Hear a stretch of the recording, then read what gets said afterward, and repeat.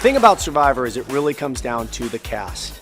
And we put the people that we think are the best group that year, and we're either right or we're wrong. And this year we're clearly right. We have some great characters. We still have great people left in the show. We have Lisa, Malcolm, Scoopin, Abby, and Denise. Any one of them could win, and it would be a big story. My strategy coming into the game was such that I knew I had to play to my strengths, and my strengths weren't going to be physical. My strengths were not even, going to be able to, be strategic and just deceiving and manipulative. So I knew that I needed to play to my strengths, which were much more relational. Oh, absolutely, without a doubt, just this internal epic battle between one part of me that wanted to play the game hard and win $1 million and be great, whatever it took, and the other part of me that just thought, oh, but I like this person, I don't want to break their trust, I want to be a good example for what a Christian is, and, so that conflict within was just excruciating.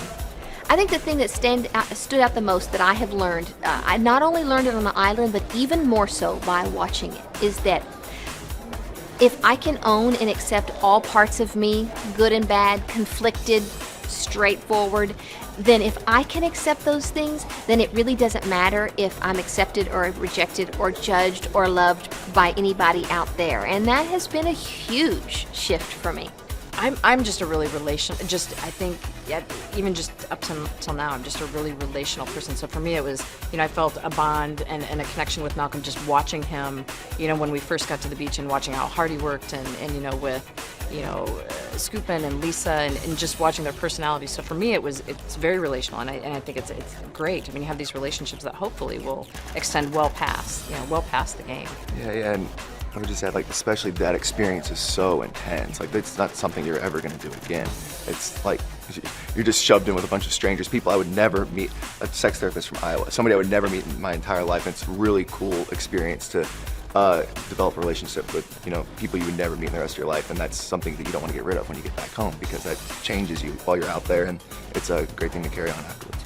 Abby and I have made nice, and because you realize it's a game. I mean, when you're in the game, it's intense, and everything that we feel up to this point, it's real. I mean, Abby, I'm sure, despised me. I despised her in the game. It was the game, though, and then you get outside of the game and you realize we're real people with real. I mean, this is parts of our personality clearly come out in the game, and that's who we are. But absolutely not. No, it's all good, and it's all good. Yeah, it's like it's Monopoly on a grand scale. It's like, and especially this is why me and Denise got along so well right away, is because we came into it with the same approach. We're here to play a game.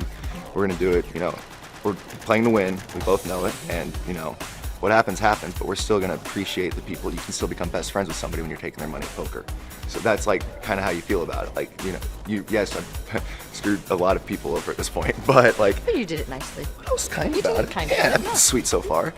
Well, to me, I went there with great intentions. I wanted to be the underdog. Well, even though I am the underdog, but in a different way. I wanted to be nice, charming Brazilian girl, just get everyone to love me and fall in love with me. I get there, the whole strategy changed. I got injured, and then so much happened that. Well, for 5 or 6 days, she was that. I mean, we loved her. She kept the whole tribe in laughter, and her language, butchering. We all made fun of her, and she made fun of us back, and it was really great. And I think my perception is once you found the idol, the power of the idol and the power of the numbers, and then all of a sudden her game strategy changed, and it's a brilliant strategy. Look, she's here.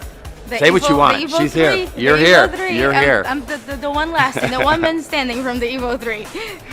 Everybody wishes more was said and things were different, but I think they do a pretty accurate edit about what's going on, the best that they can. A lot of stuff gets left out. A lot of stuff that we think should be in gets left out. The show's been on 25 seasons. Who can argue with it? So I think it's as accurate as they can do in a small little 42-minute segment of how long we're out there filming it. I won't blame the editing for my behavior on the show. I definitely was intense. I wouldn't say I'm a crazy person. I definitely had crazy moments. But like I said earlier here today, I'm a crazy Brazilian with good intentions. Yes, I did have very temperamental personality there, but they're not really showing the charismatic side of me, which is fine. I wouldn't blame on editing. I would agree with that. I was definitely a powerhouse there. The finale this year is one of our better ones. You're either in or you're out on Survivor. And if you're in this season, you know this is one of the best seasons we've had in a while. And we have 5 great people left in the show at this point. Any of them can win. They all have a legit shot. Even our villain, Abby, has a way to win this.